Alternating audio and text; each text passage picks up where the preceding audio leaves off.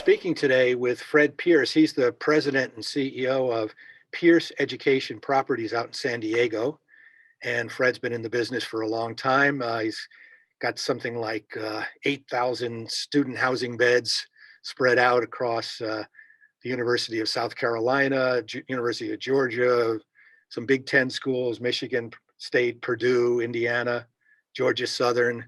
So Fred's been and his company have been involved in student housing for a long time. We're going to talk about what happened to student housing last year in the pandemic, and then what are the prospects for coming up in the fall and into spring of 2021-22. So Fred, what were some of the big points in terms of 2020 and going into 2021 in terms of student housing? What was happening at the universities in terms of enrollment and courses and just student life? Yeah, well, Rob, thanks for having me. It's a real pleasure. And let me tell We're honored to have you. Thank you. Well, let me tell you, for your viewers, I think they may find this quite surprising because the headlines have been about what's gone on at universities, right? And so when the pandemic broke out, universities across America all went completely online. That would have been last March and last April. And then shortly after going completely online, they closed all their residence halls, their dormitories, and they sent all their students home. And it was financially devastating for the universities because they refunded all that room and board revenue that they had already collected, right? So it was a devastating year for universities and frankly, a devastating year for students who didn't want to be online. They wanted to be at school with their friends. Right. But for the off-campus student housing providers, we were in a different world. We can't just close our properties and cancel the leases of our residents. We were an essential service provider. And one thing we've been touting for years is the fact that we have parental guarantees. And as a result, it essentially guaranteed our rent collection. So picture this. Yeah. We surveyed, and in April, 39%. April 2020. April 2020. Yeah. Thanks for. Yeah. April 2020. 39% of our residents went home. Were living at home, but 97% paid their rent. And then good for you. Well, and then fast forward to May. Only 30% were still home. They were tired of being at home already, and we still collected 97% of the rent. So, so you've got the parental guarantee in the off campus, which is essentially an apartment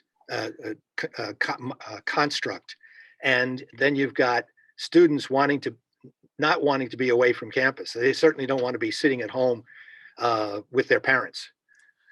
Absolutely correct. I heard a quote from the president of the University of Florida, who said one of his students, said, "No, I'm staying at school. I don't want to be at home anymore." And he said, "Well, why not?" He goes, "I'm tired of my mother telling me every day to make my bed. I'm going back to school." All right, but so there was a big fall off in terms of enrollment and so forth, but on the on campus, I understand there was a change in the density of students who did remain on campus. So that's when you moved into the fall, right? Yeah. In the spring, they just moved them all off campus. Yeah. So the density went to essentially zero. Yeah. But in the fall, there was careful consideration given to social distancing, the spread of the virus, and if they were going to bring students back, how they would do it. And it ranged, but the majority of universities reduced their on-campus residency between 20 and 50%. Yeah. And so picture double and triple occupancy dorm rooms now being single occupancy. Right. Picture residence halls with bathrooms, gang bathrooms at the end of the hall. They're just shut down.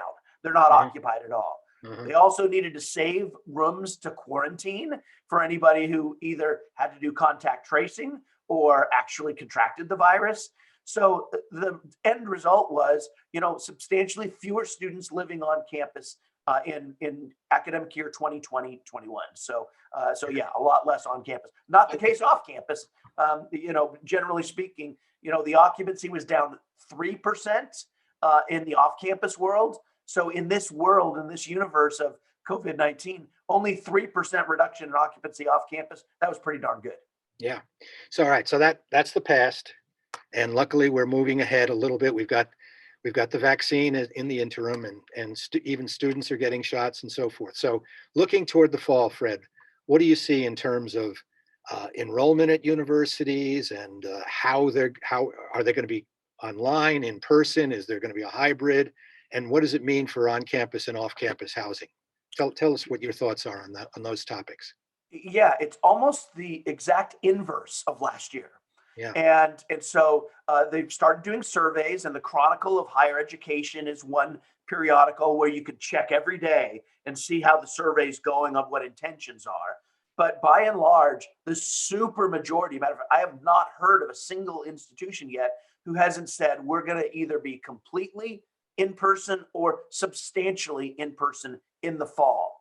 And what was really interesting was some of the universities that were the most conservative last year: the University of California system, the California State University system, Princeton University, the New York universities, CUNY and SUNY, have all come out and said, we're going to be in person in the fall. And they were the ones who last year says, we're going to be substantially, hybrid or substantially online. And so they suffered for that, and they decided that they wanted to get out ahead of it and message it correctly and have the students come, back to campus. So I think that's the big news. So primarily for the four-year schools where there is on-campus housing, what's the on-campus housing going to look like, and how does that differ from what the off-campus is going to look like? And what are you doing in terms of your properties in terms of next year, Fred? Yeah, so two things. So number one is the density is being increased. But what we won't see is an immediate return to the same volume of pre-pandemic, housing on campuses. Yeah. In fact, some of the dorms that, were not social distance friendly, that, had gang bathrooms, may be permanently jettisoned, may be demolished, and they will likely be replaced because the universities know which students they want to have live on campus. Most certainly that's their freshmen, right? Right. They always want to get the freshmen on campus for at least that first year. Yeah, and they should. We agree with that. We, as the off-campus ones, think that socializing them and getting them indoctrinated, with the university as a sort of in loco parenti, is smart. It's good for the students, and we encourage that. And the parents, a lot of the parents want that too, particularly with certain, they want that kind of safety factor, if you will, don't they? They do. They do, and they should. And it's good. It's in everybody's best interest. So what we're expecting this fall is we're going to see more density than last year, just not quite the density it would have been pre-pandemic.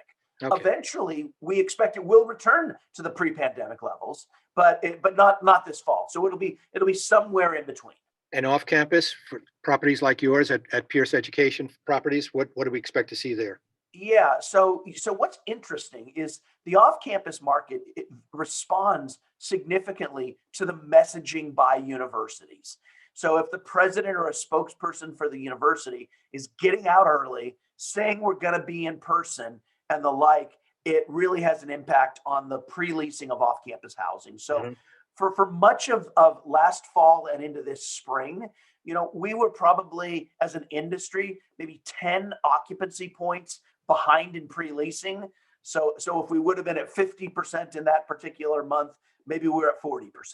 Right. But with the messaging that started to happen about these big universities coming back and saying, we're going to be in person, and obviously with the availability of the vaccines, right? And with more and more people being able to get vaccinated, it's really, really improved the confidence of society, of parents, of students and the like. And so that's moving forward, and we've almost completely caught up. So as of last week, I think instead of 10 points behind, we're only 1 point behind as a pre-leasing industry, and it's going to surpass, and we're going to end up actually more occupied this fall, because one of the things you asked about was enrollment. And I'm projecting that enrollment will be up this fall. And the reason Wow. is kind of this simple. That last year for the public 4-year universities, enrollment was level. Now they had some downs. The freshmen were down, right? The freshmen were down 10.5%, and international students were down. Right. Undergrads down 8%, graduate students down 15%. Whereas last year, graduate students, guess what? You graduated from college, you couldn't get a job in this economy, so you stayed in school. So graduate enrollments were up 3.6%. You net all of that for the 4-year publics, and it was level enrollment. Yeah. Now, those 10.5% that didn't come as freshmen last year, they're coming this year. Yeah. And this year's high school class, who spent the entire high school senior year at home, taking classes from their computer. Oh, they want to get out of the house. I know some of those young children, and they can't wait to get away to school.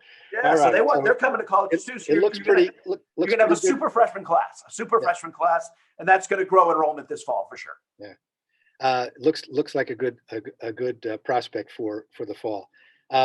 You've got two projects. You've been primarily a property management company, but you've got actually two projects in the work at your alma mater near San Diego State University. And by the way, congratulations! You've won 2 distinguished alumni awards from the university. That's a great honor. Congratulations on that. But you've got one called Topaz, which has something like how many beds? 165 beds you're doing, and they're doing College View with 301 beds. What advice, Fred, in conclusion here, would you as a business person and give to architects, building teams, contractors on projects like these? Not just on your project, but in general. What concern do you hear from your fellow developers and property managers that would help my audience understand better how to perform for you? Yeah, it's interesting because there's been a theme that's been going on since the pandemic as it relates to development, that the off-campus student housing world needs to make all these changes, to be more social distance friendly and to respond to the next pandemic, right? Well, right. The reality is that our industry and our product type was already designed to be social distance friendly. We already had your own bedroom and your own bathroom, and your own bathroom in the bedroom. So en-suite bathrooms, 4-bedroom, 4-bath, en-suite. So out of last year when we were operating 18,000 beds, we had fewer than 30 residents contract the virus, and only one ended up in the hospital, and that's because she got pneumonia, and so not really COVID. And so we were safe. And we learned some things that will change operationally, but physically we were doing things right. It was very socially distanced. So my advice to the architects and engineers for off-campus housing is largely keep doing what you've been doing. Keep designing bed to bath parity. And then on the other side is for the operators. On the operating side, we learned some things like scheduling our amenities online, right? And there's some convenience with that, right? So you don't show up at the fitness center and there's no cardio machines available because they're all being used. Now you can sign up for it and you can do it online, and we did that. The other thing was we did a no-touch move-in process where the people moving in drove up in their car. Our employee had an iPad and was, wearing a mask and looking at them in the window, checked them in online, and then moved them in. It was the most efficient move-in we've ever had. We're going to keep doing that. So something you learned from this experience. Yeah, we did. And so, but it's not, you've heard a lot about, mechanical ventilation. Right. And by the way, where there is a difference is on campus, because both their residence halls and their campus buildings will benefit from state-of-the-art, HVAC HVAC, systems, right. and the like. But we're packaged units off campus with a system for that apartment unit. So there's really nothing we need to do in that regard. But on campus, they do. They want to get that to be the most state-of-the-art, and you'll see that. So you'll see, when they've got centralized systems, then you really do need to deal with your intake and outtake and the like. And so you will, you will see that. And I also think there'll be some rethinking of on-campus dorm living. It is the idea of gang bathrooms, and that's gone backwards and forwards over the years and the generations. I was talking to one university who actually had reverted back to that. And now they're saying, well, that was a mistake. So I think that what you do on campus and in buildings with central systems be very different than what you do in an already socially distanced friendly garden style, apartment building, where I think it's going to stay the course. And we're still going to have amenities, and the other important thing is guess what? College students are of a demographic where they could catch it just as easily and spread it just as easily as anybody, right? But they didn't get sick. And so they're a very low risk population. And we've got getting them all vaccinated too. So that's going to improve things. Exactly. And so that's the other area that's pivoted this fall is before the universities started saying, we're going to make sure everybody's tested, before they can come back to campus. Now the supermajority are saying, no, they're going to be vaccinated or you're not going to be taking a class in person or you're not going to be living in an on-campus residence hall. Let's leave it there, Fred. Great to talk with you. We've been speaking with Fred Pierce. He's the president and CEO of Pierce Education Properties headquartered in San Diego, and an expert in the off-campus student housing market, both as a property manager and now as getting back into some development. So good luck on the projects, Fred, and thanks for your time today. Thanks, Rob. Really appreciate it.